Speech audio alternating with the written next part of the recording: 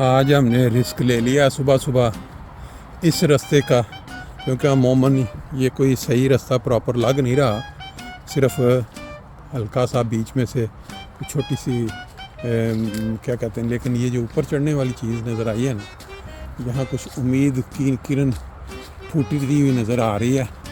क्योंकि अगर बंदा इतना चल के किसी जगह पहुँचे और आपको रास्ता ना मिले आगे ऊपर चढ़ने का जहाँ आपकी वापसी हो सके, फिर वो सारे का सारा रास्ता आपको दोबारा वापसी के लिए तय करना पड़ता है। आज सुबह की सैर, सुबह की वॉक के अंदर मैंने दोस्तों को भी साथ शामिल किया।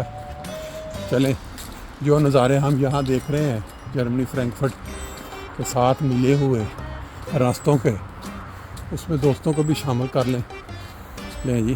कामयाबी हासिल हो गई है, रास्ता जो है वो ले आया है ऊपर सड़क के। अब इस